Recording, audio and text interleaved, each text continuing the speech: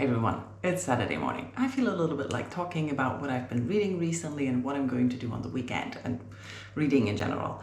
I feel I'm a little bit late in my day. My week has been all work again and I'm starting to get really tetchy, so I'm low on resilience. I'm basically snapping at everyone. And I think it's because I didn't see any daylight all week, I didn't get any exercise or proper exercise, I didn't get to do the walking that I wanted to do. And yeah, I mostly went to work, worked, came home and fell asleep on the couch, which didn't help my messed up sleeping cycle because most of my reading or most of my sleep happens when I have to go to work. So most of the nights I'm awake reading because I can't sleep, and then when I'm supposed to get up I fall asleep again. Luckily today is Saturday, so I could stay in bed instead of having to get up and go to work tired. So I got up rather later than I wanted to. I'm still not back to running, so I used my indoor bike for some exercise. I already feel better after doing that, and I went out to get some breakfast rolls and croissants. Yes. So, but before I have breakfast, I wanted to tell you about the audiobook I listened to all week and just finished. In the Shadow of the Banyan is a fictional report of the revolution in 1975 Cambodia, and it's based on the experiences of the author. The book has extremely beautiful writing. The whole story is told from the eyes of a 7-year-old girl who's the daughter of the royal family, so she's a princess. And it starts off with a celebration that is supposed to happen, but then the revolution comes to town and everyone, the city people, the intellectuals, the royals, they all have to flee and they're replaced or displaced to the countryside. So we follow this young girl, or the eyes of the young girl, experiencing how the displacement of her family happens, the atrocious violence that happens, that she sees, that she doesn't really understand in the beginning, and how they are moved from one place to another, how they are treated, how they're separated. We followed the girl for a few years until the end of the revolution, as far as I understand it. And it is heartbreaking and sad and very oppressive, but also very beautiful in the writing and in the way she looks at the world, the way she sees things, the people, how they act and react, and how there are different types of people, and how the revolution and the events brings forth different things in people. I found this a little bit sad and oppressive to listen to at times. I was probably not in the best mind space to read it because at times I could feel it overwhelmingly sad. But it wasn't displayed gruesomely. The whole story and the events give you a feeling of oppressiveness, but there's not that much violence that is portrayed for violence sake, but it's there, you know it's there, you know the oppression, you know the danger people are in, the randomness things happen, the way families got separated, and there's a lot of death. Let's be honest, it's a revolution that didn't really value life, apparently. I didn't know anything about this revolution before, and it just made me realize that there's so much history in the world that you just don't know about if you're not from that area. And so I highly recommend reading this book for experiencing the events and getting some knowledge about that history part and that place of the world that you may not be familiar with, and also for the beautiful writing and the feelings or experience of this little girl in the book. The book ends with an afterword from the author who explains a little bit about her family situation, about the history. Not a lot, but a little bit extra information on what happened. And yeah, I enjoyed it, despite it making me anxious and sad at times. I'll tell you more about The Final Empire, which is a big book that I've been reading for a while now and most nights. And I have some thoughts about big books as well, but first I need to get breakfast. And it's one breakfast later, so let's talk about The Final Empire, the first book in the Mistborn series by Sanderson. I started this basically not knowing what to expect. I looked at one of the lists of how to read in which order Sanderson books, and this came up next for the read that to start on. And I'm enjoying it so far. I didn't really know what I was expecting or what to expect because I didn't read any of the synopsis about his series, and I keep forgetting what it was about because people talked about it years ago. And starting the book, I kept thinking it's sort of a heist or a con story, thinking Ocean's 11, where you have a crew of thieves and they plan to do something. In this case, they plan to overthrow the government. The final empire is what everything is called. As far as I understand, in this world, there is only one empire, and they have a lord ruler who is a godlike creature who's immortal and has some powers. And he's not treating everyone well. The society is built of the lord ruler at the top, some authoritarian ministry checking everyone and keeping everyone in place. Then there is the aristocracy or nobility that are in charge of a lot of things, and they are mostly running businesses, as far as I understand, and plantations. On these plantations, or in general in mills, and let's say the working class is called ska. And what I haven't figured out yet, why it is written with a small s, because it sounds like they're a people. It's always talking about the ska, or the people, the ska as a people, and that they were born into this. So it's people of slaves, apparently, and the world gets introduced with a high inequality in the different sets of people or nationalities, if there are still nationalities around. There are some people that are called as a people in capital letters, but others not. I haven't figured that out, which is not good because I only have like 200 pages left. But maybe that's explained if you read more about his worlds in general, as it's a first in a series. I hope they finish the heist, thinking about that.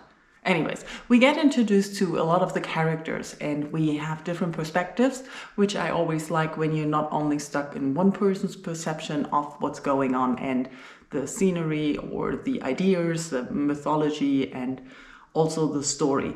We follow different characters and follow their thoughts and places in and around the heist, the society, the things that are going on. As we progress, we learn more about the magic that is in this world. At night, there is a mysterious mist coming out, and everyone's afraid of that. But that's not true for everyone. The nobility goes out in the dark, but they don't really show that they're afraid of the mist, so I'm not really sure if they are or if they're just pretending not to because they're better protected. But the Scar definitely are scared of the mist. But there are also the Mistborn, who, I don't know why they're called Mistborn actually, maybe I missed that, but they feel freer or move around freely in the night and in the mist. And the Mistborn are people with special powers. They have the ability to burn metal, and then something magical they can do with that.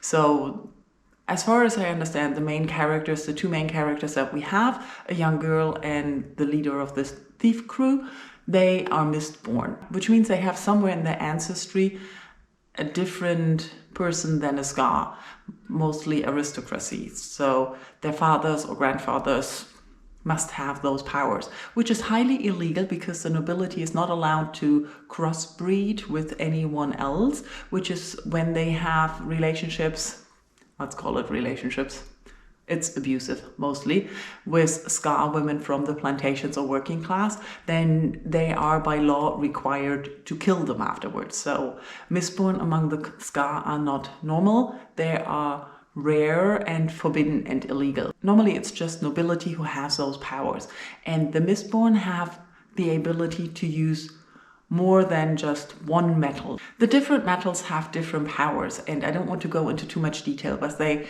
take tiny fractions of some metal, then they have it in their system so they can burn it, what they always call it. I guess it's accessing it, and then it releases the power. You can either, it heightens your senses, or you can push or pull against some steel or metal. So if you want to push off the floor, you just throw a coin on the floor, and then you push against the coin, and then you're levitating or flying, things like that. So it's a really interesting idea. I like that concept. The Mistborn, the young girl, is one of our main characters and main protagonists that we follow around. She comes from a very poor context and surrounding and was always beaten and was part of a crew of thieves that really, really mistreated them.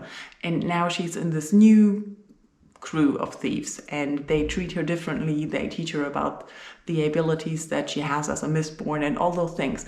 It's rather fascinating also to see how her role and character changes throughout the book, because she is used as a spy to infiltrate the nobility to further their plan to overthrow the government. Remember, that's what all of this is about.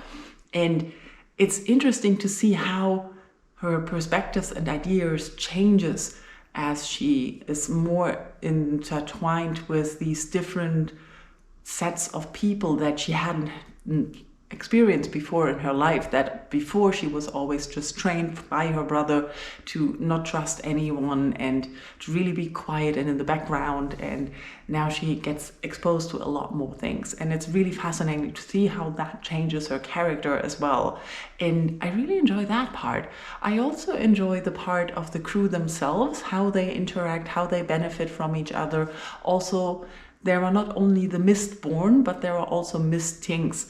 They only have the ability to use one of the metals, so they can't use all of them. They're not as special, but they also have some of those magic powers. And it's interesting to see how our main protagonist, the girl, learns from each of them how to use the metals better, because since they only know one, they are specialists in how to use them and the benefits or things you can do with those metals. Super fascinating idea. I really like the creation of the world and the fantasy elements in there.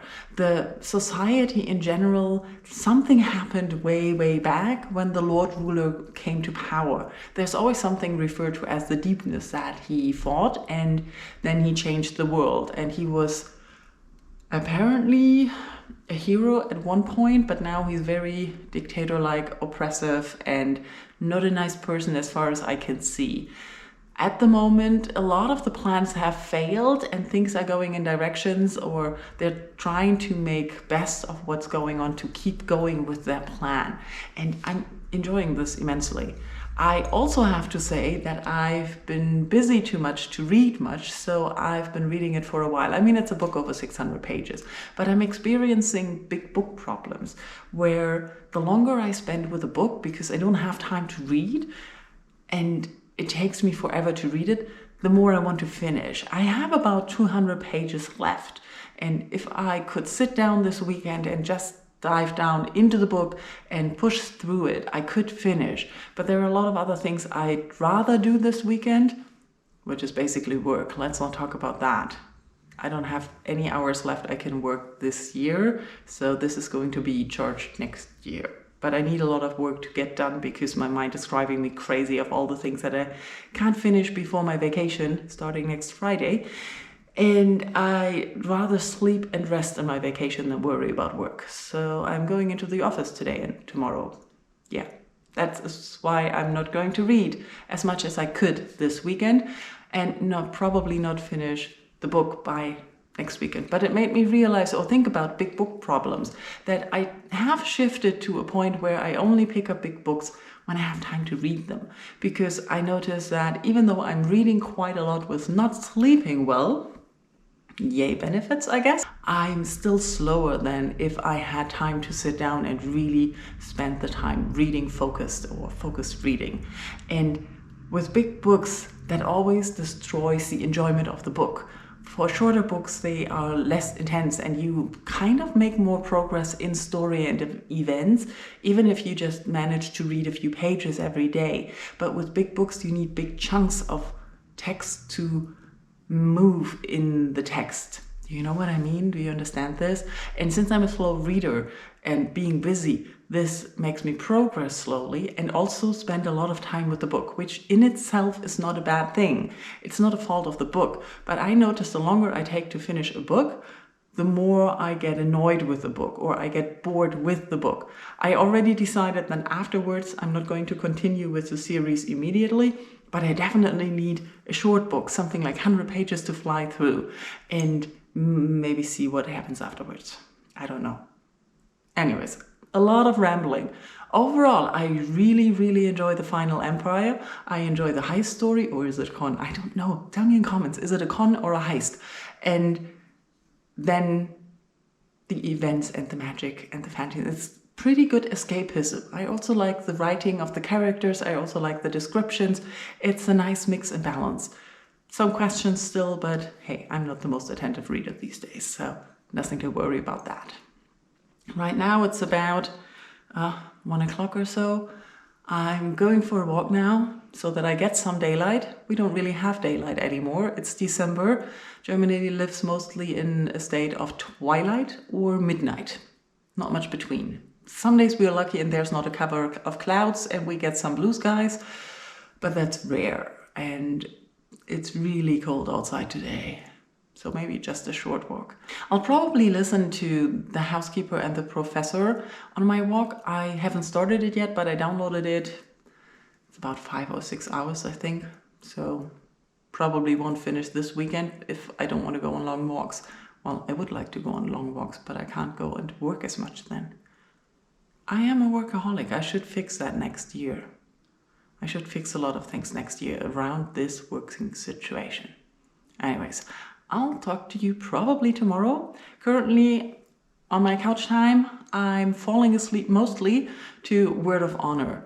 I'm rewatching it. It's just magically changing my language in Netflix to English, unlocked a lot of shows that I've been wanting to see for a while and never had access to because my Netflix language was set to German, of course, in Germany. And yeah, apparently licenses don't work properly then. I don't know. Anyways, if you have that same problem, try that way. Fixed it. And it's Monday morning. I just want to finish the vlog by telling you that I finished The Final Empire and the ending was rather action-packed and a lot of surprises. I was a little disappointed how long it took them to figure out one part of the Lord Ruler's secret, but there were other parts that I didn't even see. So amazing ending, lots of action, and quite a few things could happen next, so it's interesting. I'm going to read something else before I continue with book 2, which I definitely am going to do at one point. I also managed to finish listening to The Housekeeper and the Professor, or is it The Professor and the Housekeeper, on my walks. It's just a little bit over 5 hours and I could speed it up a little bit. It's a very quiet and calm book about a housekeeper, her son, and the professor they are taking care of. So she's a housekeeper to this old professor who's a mathematician or a math genius, but he had an accident, so he can only remember 80 minutes to the past. So after the accident, his memory just stopped. And it's about their friendship, it's about maths, it's about baseball, and it's so quiet and peaceful, which was exactly what I needed after In the Shadow of the Banyan, because that was emotionally exhausting. But overall, I had a very successful reading weekend. I even managed to go to the office a little bit and do what I wanted to do. But I also can tell that after Friday, or probably on Friday, I don't have to work anymore on Friday. And I can tell I'm going to get sick and drop dead and be nothing. So, no, who cares? So, I hope you had a great weekend too, and I'll talk to you soon. Let me know in comments if you've read any of the books I talked about or what you've read on the weekend. Bye-bye.